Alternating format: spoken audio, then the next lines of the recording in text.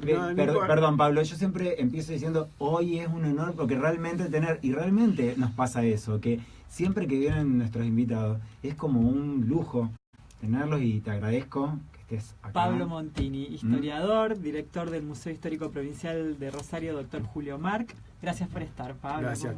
Quiero hablar de Graciela, porque yo la quería mucho y Graciela, esto de los homenajes, también en un punto me toca. Graciela era una gran personalidad de la cultura y del arte, no solo de Rosario, sino era una figura internacional. Total. Que a veces cuesta darse cuenta hasta cuando no está, pero los mensajes y el mundo entero del arte habló de la muerte de Graciela, se sorprendió y la lloró, obviamente, como todos acá en Rosario, y fue una persona muy valiosa y lo que más sorprendía de Graciela es su alegría, es su vitalidad y tan llena de proyectos. Por nuestra parte, en el Museo Histórico, Graciela nos estaba ayudando con una muestra. Graciela estuvo siempre como muy a la avanzada de algunas cuestiones. Andrea Yunta, que es la gran historiadora del arte en Argentina, reconoce que ella fue la primera que puso en valor a Tucumán Arte en los años 80. Tucumán Arte, sí. Y además tiene algunos textos muy interesantes sobre las prácticas en fotografía. Ella innovó y hizo muchas experimentaciones en cuestiones fotográficas y descubrió o puso en valor se puso a pensar y a hacer historia en sus antecesores, en los primeros fotógrafos rosarinos de principios del siglo XX. Y uno de esos era Irán Calogero, que después nosotros lo olvidamos, pero algunos fotógrafos seguían pensando en él, un tipo que hacía paisajes y que experimentó una técnica que se llamaba el bromeóleo, y Graciela lo trabajó mucho. Y cuando yo, que también lo empecé a conocer, le dije, Graciela, vamos a hacer esto. Me dijo, por favor, yo te ayudo, me encanta, sería buenísimo. Y siempre me alentó a que hiciera eso. Entonces, el año que viene vamos a hacer una exposición sobre Irán Calogero y se la vamos a dedicar a Graciela Sacco. Qué bueno que lo comentes, porque debe ser como una especie de primicia también. Sí. Qué genial, buenísimo, Pablo, buenísimo. Estaba leyendo un poco tu historia de vida, ¿no? Lo que se encuentra en la web.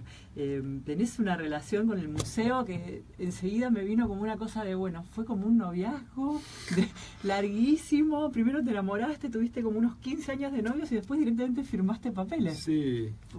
¿No? Estaba a punto de separarme, pero o pasaba esto o me separaba. Traducila esa cosa que acabo de comentar así en tono No, la verdad es que yo no tenía pensado terminar mi relación con el Museo Histórico. Ya me parece que había una etapa que ya estaba hasta ese momento bien, había sido investigador, empecé investigando la colección, 15 años trabajando ahí, era más que investigador, pero a veces curador, a veces no, pero ya era una etapa que estaba cerrada, ¿no? Los trabajos de gestión o las mismas investigaciones que hacía dentro del museo o por fuera del museo me habían puesto en un lugar un poco que tenía que ver con la gestión.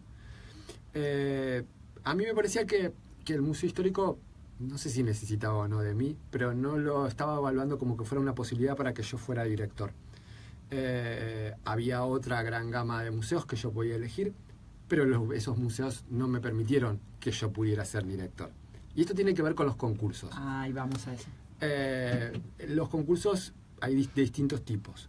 Entonces, por ejemplo, el tipo que hace los museos municipales son como de un rango muy burocrático, que si bien se evalúan proyectos de gestión, no son abiertos, solo son para empleados de planta permanente. Entonces, yo, por ejemplo, doy clases en la Escuela de Museología, tengo unas horas cátedra, pero soy planta transitoria, con lo cual no me habilita a mí a poder concursar eso. Pero se pierden muchas oportunidades Se pierde. Silencio. Voy a toser. Eso sucede en el caso de la municipalidad. El gobierno nacional, a partir del 2015, volvió a realizar los concursos para los directores de museos nacionales y los hace abiertos. Son con 2 expertos, 3 políticos y los gremios. El caso de los museos provinciales, del Ministerio de Innovación y Cultura de la provincia de Santa Fe, son los mejores concursos que existen en el país y diría que muchos más. ¿Por qué? Porque hay 3 expertos, 2 políticos y no participan los gremios y sí participan los empleados, los trabajadores del museo que ponen votos a los proyectos. Yo siendo trabajador de un museo encuentro que esto es lo mejor. Digo, yo concursé ahora y no puedo tener esa distancia, pero sí entiendo que son los trabajadores, los que trabajan en el museo, los que hacen el museo, Claro. los que entienden si un proyecto es viable o no viable. Ajá, ajá. Entonces eso y ni siquiera, digo, los gremios tienen otras cuestiones. Por eso me parece que es el mejor concurso y por eso para mí es un honor haber participado de este concurso con jurados de excelencia, porque lo digo, los expertos fueron personas muy importantes dentro del campo cultural. Sí. Entonces estoy feliz por eso y me enorgullece ser parte de eso. Y ponerme en una tradición de un museo histórico que, digo, es muy importante para la ciudad y que es muy valioso además patrimonialmente, Sí, ¿no? claro. ¿Desde cuándo es que sos director? O sea, ¿cuándo fue este concurso? El concurso fue en junio, el 13 de junio de este año. Ah, ¿de ahora? Sí, Sí.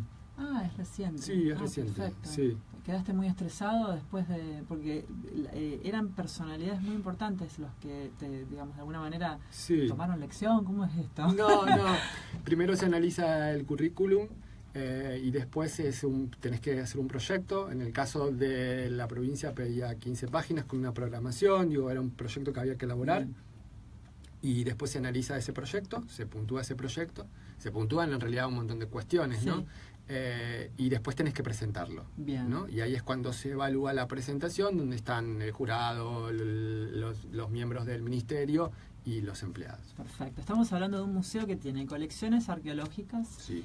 una colección de arte hispanoamericano colonial, que tiene platería criolla y que tiene, y ahí te pregunto porque no tengo la menor idea, ¿qué es la numimástica? Numismática. Es Es numismática. Monedas. y Ah, medallas. monedas.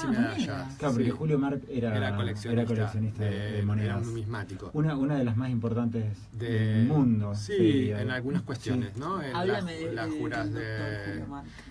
Julio Marc es una persona que no va a existir más. O sea, que quiero decir, esos momentos en que vos ves que yo como historiador y estudiar este tema de la gestión de los museos y las colecciones, sí, es un momento, un contexto político, cultural, que esas piezas se juntan y hacen que surjan estas cuestiones y que entiendo que nunca, yo no me voy a llegar ni a los tobillos de Julio Marc, porque además él dio su vida por el museo, ¿no? Construir semejante patrimonio en tan pocos años y gestionarlo, trabajarlo, era un tipo muy interesante para estudiarlo. O sea, él no tenía ningún problema si tenía que ir a hacerle firmar una partida al ministro que estaba después de la operación, se iba hasta el hospital y se ponía, le llevaba una caja de bombones, pero firmame esto que lo necesito para el museo. Bueno, en eso te veo parecido. Podrías llevar Sí, hay que ver una también. caja de bombones al sanatorio. Sí, el museo era su obsesión. De hecho, hay siempre un relato que repito siempre, pero que a mí me encanta. Él era juez. Ajá. Él era un juez federal, estuvo en la Cámara de Apelaciones y siempre a sus discípulos, algunos de la Asociación de Amigos y otros coleccionistas, le decía, bueno, si ven alguna pieza para el museo, pídanla que se las regalen. Si no se las quieren regalar, intenten comprarlas. Si no se las quieren vender, róbenlas. Porque robar para el museo no es ningún delito. Entonces, como, es una especie de chiste, pero estoy seguro que me parece que en algún momento él lo hizo. Y de hecho él hacía esto, te pidió una pieza, Richard, me gusta lo que vos tenés, necesito mostrarlo. Y sí, te lo presto. Como a Julio no se lo vas a prestar. Entonces cuando después venía Richard encontraba la pieza exhibida en una vitrina pero decía donación Richard No. Hernández. Entonces ya como era muy difícil volverle a pedir la pieza y digo, no solo es que se construyó el patrimonio con eso, digo, era un proyecto del Estado, las 3 jurisdicciones estatales, la provincia, la nación y la municipalidad pusieron mucho dinero para el Museo Histórico, para un plan de adquisiciones sostenido durante muchos años, décadas. Y después cuando eso se cayó, cuando el Estado estuvo un poco rengo, Julio Marc ideó la Asociación de Amigos, una de las primeras del país, Sí. en el año 50, donde estaba la alta burguesía rosarina, muy culta, muy capacitada para eso, muchos coleccionistas, y siguió el plan de adquisiciones con la Asociación de Amigos. Esto hizo que tuviéramos un patrimonio como el de Julio Marc, que hay más o menos 50.000 piezas, y nos falta todavía seguir con los inventarios porque, por ejemplo, esto de la colección numismática, y cantidades y cantidades de monedas y medallas de sus propias colecciones, pero además él, como era un experto, compraba otras, o buscaba donaciones, o sabía a quién le tenía que pedir algo. O sea, digo, gestionar todo el tiempo para el museo, Claro, ¿no? claro. 15 años estuviste ahí como investigador, Sí, previo a sí. este presente tuyo, tan merecido por otra parte. Pero en estos 15 años, digamos, ¿qué es lo que te queda? ¿Cuál fue tu norte durante todos esos años? ¿Qué era lo que verdaderamente querías investigar? ¿Con qué secretos te encontraste? Es difícil. Yo entré a trabajar ahí porque justo era el contexto del 2001, había reformas del Estado y digo, en los planes de ajuste que había en ese momento, el lugar donde yo trabajaba se intentaba cerrar y entonces había retiro voluntario, jubilación anticipada o traslados. Entonces dije, esta es la mía, me voy a ir a trabajar al lugar que yo siempre hubiera querido. Yo estaba recién graduado en Historia y fui ahí. Claro, no, digo, hay que incorporar, llegar al museo y encontrar semejante colección. Para mí era como un laberinto fantástico, que poco a poco fui haciéndolo un programa. Digo, siempre me acuerdo que mi primer trabajo fue pasar fichas del inventario en una biblioteca que es la Biblioteca Fernández Díaz, que es un fondo antiguo alucinante con libros del siglo XVI, pero yo no tenía las llaves para poder abrir las vitrinas. Y digo, siempre parezco los perros que raspaban el vidrio para poder abrirlas, del deseo que tenía de eso. Y digo, después estuvo todo bien, pero digo, pude llegar a eso. Pero fue como casi como un plan. Ahora que lo veo retrospectivamente, digo, empecé a estudiar la colección, empecé a pensar que había cosas que no estaban investigadas. De hecho, una de las colecciones más importantes es la de arte colonial, ¿no? Ajá. La de la pintura colonial. Y a mí me despertaba mucha curiosidad porque era un gran número de pinturas que llegaron donadas por Ramón y Ángel García, que eran los dueños de La Favorita. Claro. Entonces dije, bueno, los García tienen que haber sido coleccionistas, estas 100 pinturas, cómo, cuándo, dónde. Y había distintos relatos con respecto a leyendas, en realidad, que esta colección venía desde el río Pilcomayo, Bermejo, por el Paraná, que venía de Bolivia, y que Julio Mar, siendo juez, se entera que está este barco, hace parar el barco y... ¿Decomisa? Una cosa así, y le dice a los García que les dé el dinero. Todas las pinturas atrás tienen una letra G y tienen un texto en inglés, como un texto de recorte de catálogo. Con lo cual dije, bueno, es lógico, esto estaba saliendo al exterior, lo iban a vender, y la G es de los García. No había ninguna duda, o sea, cerraba el plan. El mercado de arte norteamericano siempre fue muy adicto a la pintura colonial. De hecho, los grandes robos o los expolios de Bolivia y Perú tienen que ver con el mercado norteamericano. Entonces dije, es lógico, se sostiene en el tiempo los norteamericanos desde los años 30 o antes que quieren comprar esto. Y nada, haciendo otras investigaciones, encuentro que esta misma colección decía la colección Guido. Entonces dije, bueno, la G, Guido, y claro, era lógico, ¿no? Ángel Guido era el que había escrito sobre esa colección, era el que había definido un nuevo estilo, en una nueva categoría historiográfica que era el estilo mestizo. Él fue uno de los primeros en el mundo que habla de lo mestizo, y como una categoría artística además, y esa colección definía ese estilo y había sido de él. Después él la vende a los García para que los García ni siquiera la vieron, o sea, pusieron el dinero y pasó directamente al museo. Claro. Descubrir que era de Guido fue un hallazgo muy importante porque le da un valor historiográfico mucho mayor a la colección, además de descubrir otras cuestiones, quién la restauró. Digo, es un trabajo medio detectivesco, pero que aporta historia a la colección, le aporta densidad y legitimación, ¿no? Claro, Digo, sí. Ese es el trabajo en base de un investigador en el museo, ¿no? Hablamos siempre con Richard de los coleccionistas en Rosario, de si los hay, si no los hay, de cómo todo, como en su momento, bueno, vos lo podés decir mejor que nadie, sí había toda una cultura. Sí. De amar al arte verdaderamente, y de a poco se ha ido perdiendo. Ahora bien, ¿crees o pensás que pueden haber tesoros aún sin catalogar en casas de rosarinos? Sí, claro. Sí, claro, sí. Conozco muchos. Sí, claro, y me sigo sorprendiendo. De hecho, yo no soy un referente para eso de los tesoros, porque yo justamente mi especialidad es esa, buscar eso o estudiar eso en todo caso. Pero sí me sigo sorprendiendo porque hay mucha gente que todavía tiene, no de esta, digo, nadie está adquiriendo, o digo, no tiene la misma densidad que tenía en los años 20, 30 y 40, pero sí quedan como remanentes de esa época todavía, digo, con lo cual ese fenómeno del coleccionismo de esos años fue muy potente.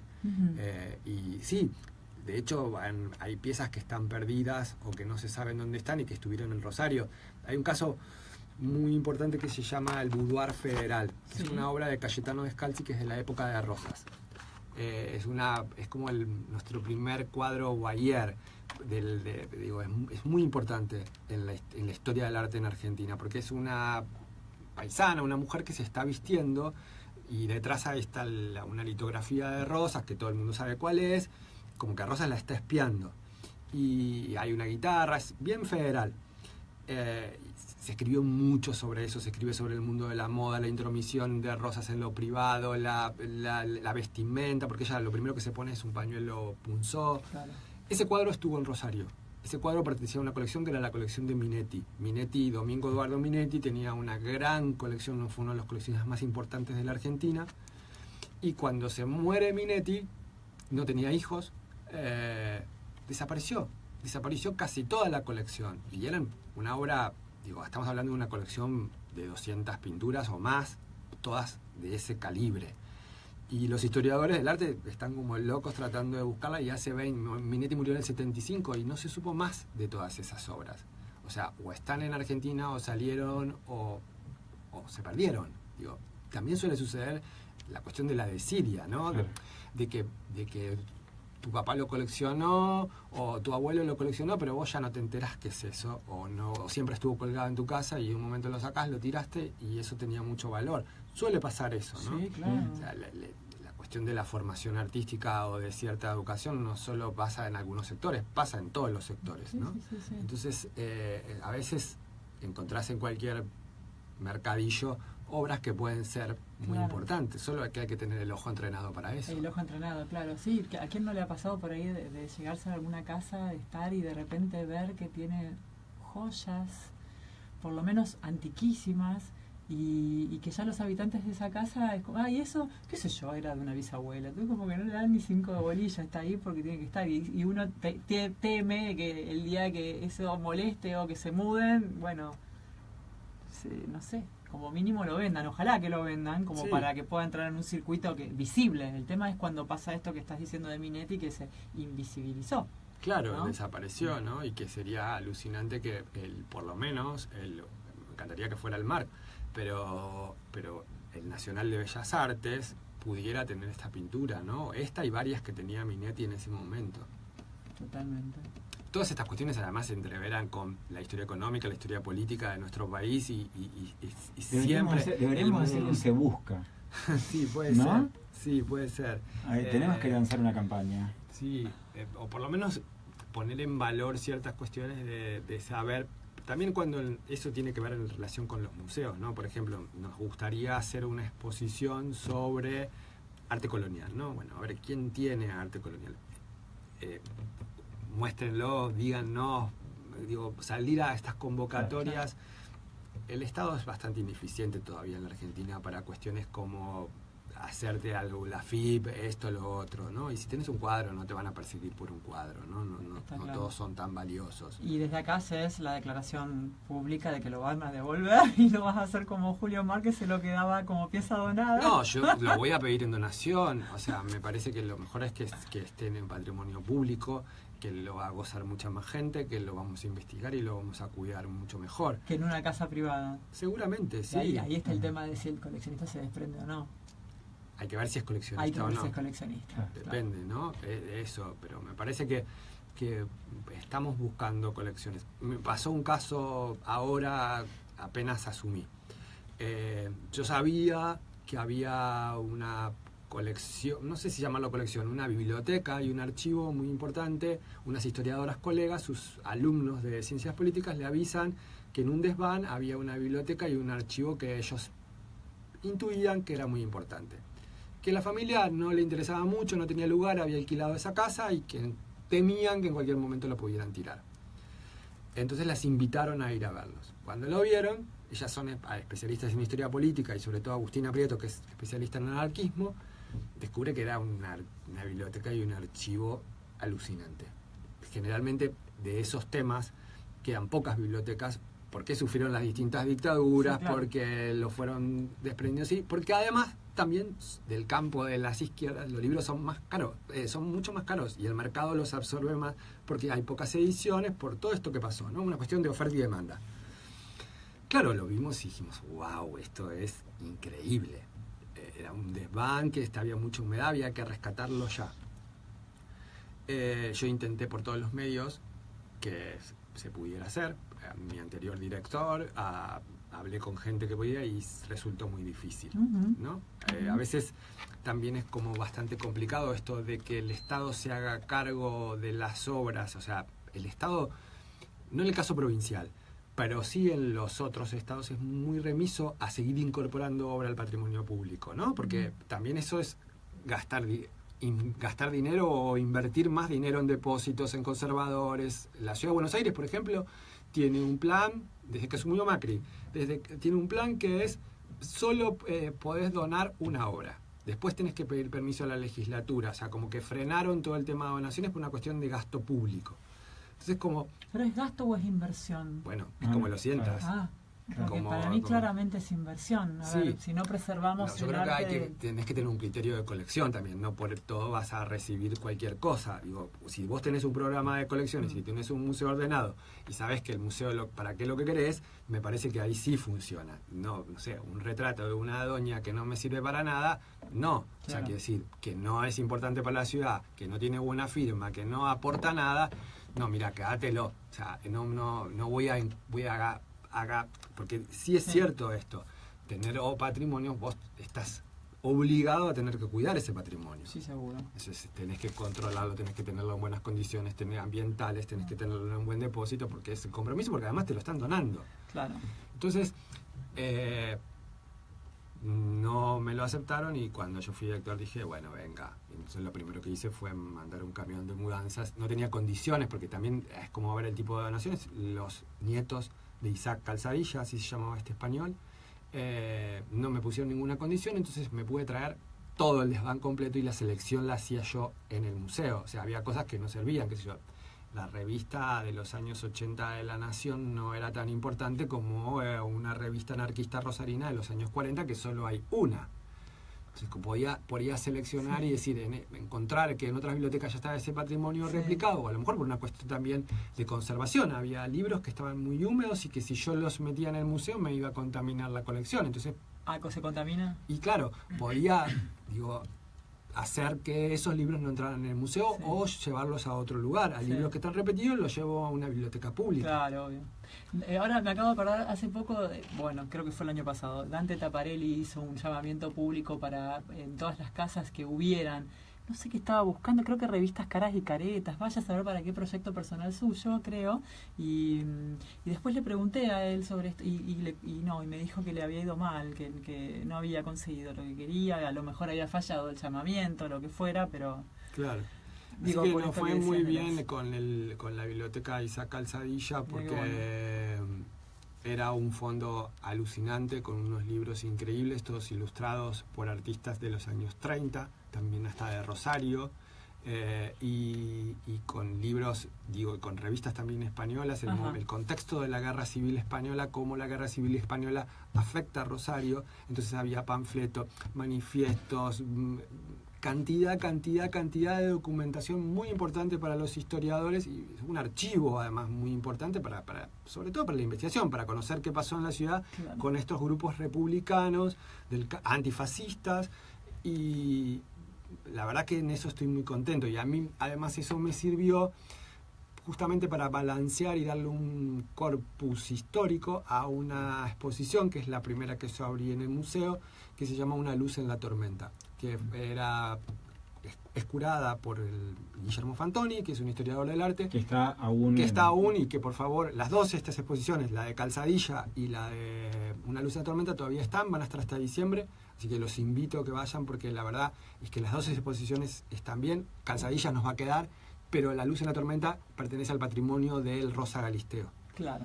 Es una colección importantísima, la del Rosa Galisteo, pero es una exposición importantísima a nivel de obras y a nivel de diseño curatorial. Me parece que tiene una potencia increíble esa exposición. Está perfecto. Son las casi 3 menos cuarto. Falta un minutito para las 3 menos cuarto. Quien está charlando acá en Cada Día Mejor es Pablo Montini, historiador, actual director del Museo Histórico Provincial de Rosario, doctor Julio Marc, que nos está contando todos los entretelones, todas las pequeñas joyas, pequeñas y grandes joyas que se pueden encontrar en este museo. Y bueno, al cargo accedió por concurso. Es un dato para nada menor que me parece digno de señalar. Pablo, ¿con cuál impronta tuya querrías que se recordara tu paso por el museo? Qué pregunta. Me parece que la impronta es, ojalá que no sea todo esto anecdótico, que yo me voy por las anécdotas. Me parece que lo más importante es pensar en otorgarle valor a un museo de historia, ¿no? Digo, ¿para qué sirve un museo de historia? ¿Cuál es la función de un museo de historia? Básicamente para entender nuestro presente, ¿no? Para mí ese es mi norte, ¿no? Que la historia sirva para comprender y poder analizar nuestro presente. Y sobre todo, digo, la historia en todas las edades, siempre me había armado un plan de ¿para qué un museo de historia? ¿No? Para los niños, básicamente, ¿no? Para que empiecen a comprender que no solo pertenecen a un grupo que es la familia, sino que pertenecen a un grupo mayor colectivo que se llama nación, patria, provincia, ciudad. Pero digo que les sirve justamente para eso, para desarrollar un pensamiento hipotético deductivo, para los adolescentes empezar a pensar críticamente, ¿no? Había una especie de debate en el museo, y los museos cada vez se están tecnologizando más. Ajá. Y yo soy bastante reticente a esas cuestiones, porque digo, si a mis hijos están todo el día con la tablet, el teléfono y el plasma, ¿los voy a llevar al museo a que miren plasma, tablet y todo lo demás?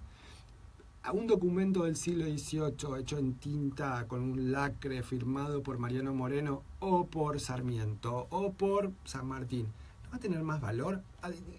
Además, digo, no creo que a lo mejor no lo van a entender, pero sí por la extrañeza que les permite hacer preguntas. Si en la era del Google y de Wikipedia está todo dado, vos pones una cosa y te dice lo que es. Bueno, que salgan del museo con preguntas. Sí, ese es mi desafío, ¿no? Que se empiecen a preguntar cosas. No que digo, un museo no es neutral, un museo no te cierra, no es todo, no es lo todo, pero por lo menos eso, preguntas. Y todo relación entre la historia y el presente. Eso sería fundamental. Yo con eso ya me parece que estoy hecho.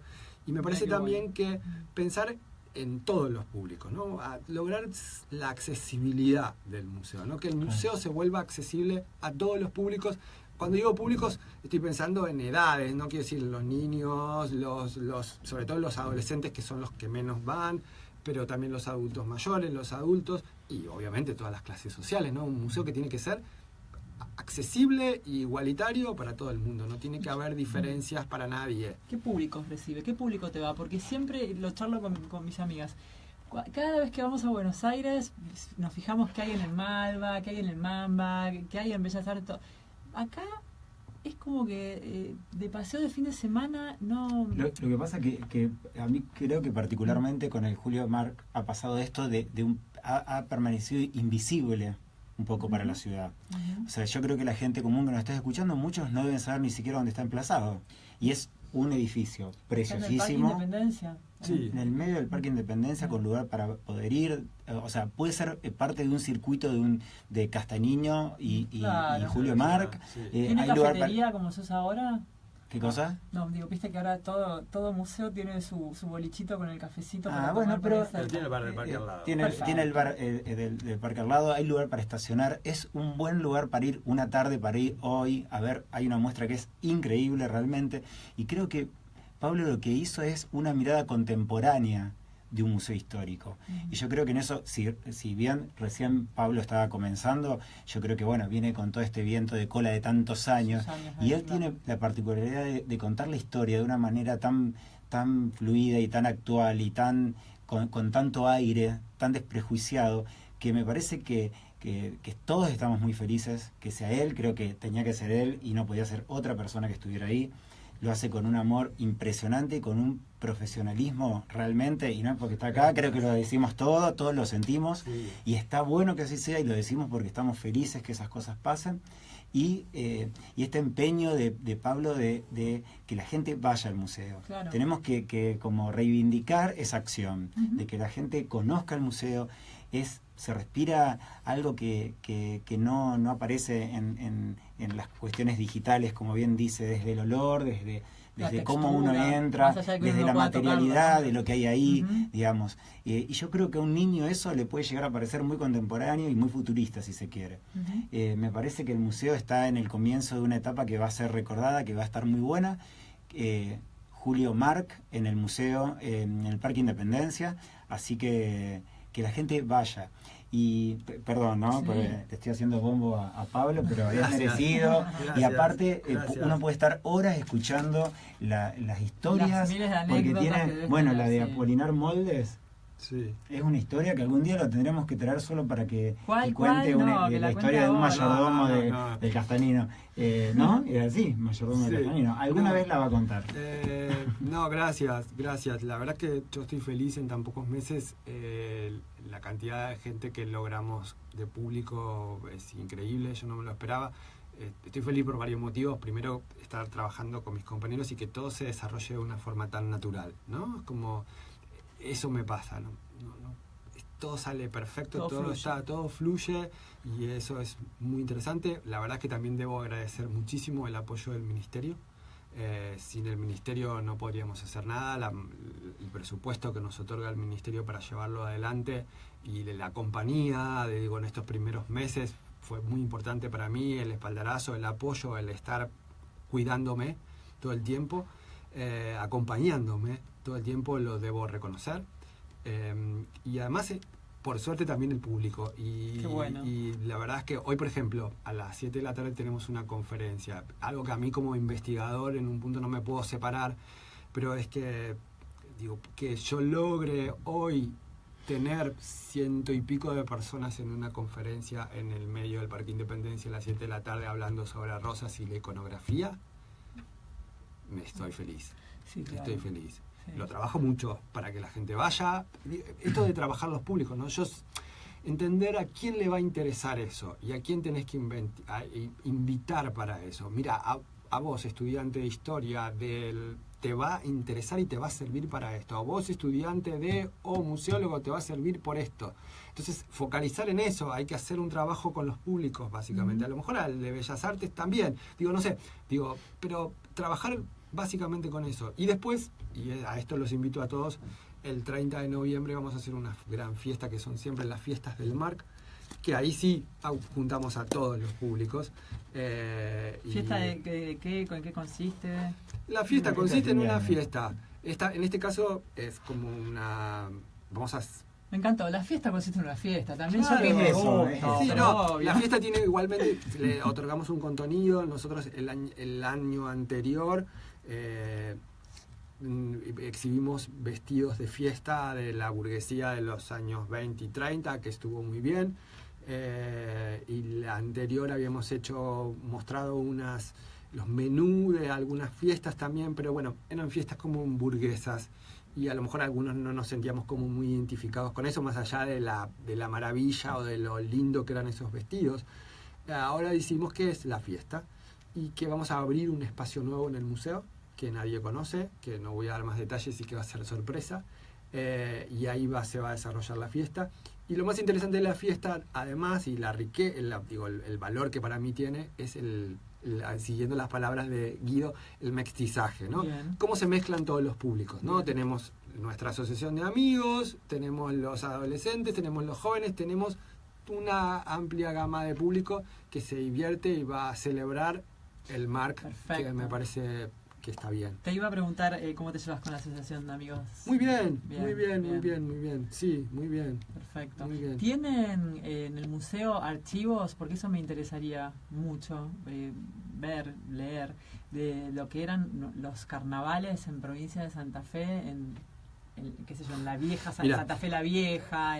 Ahora estamos planificando para el año que viene algo clásico que se llama la pieza del mes, ¿no? Entonces dijimos, bueno, no vamos a hacer una exposición, pero para los carnavales queremos empezar con este programa de la pieza del mes. En enero vamos a estar un poco cerrados para trabajar internamente, en febrero también.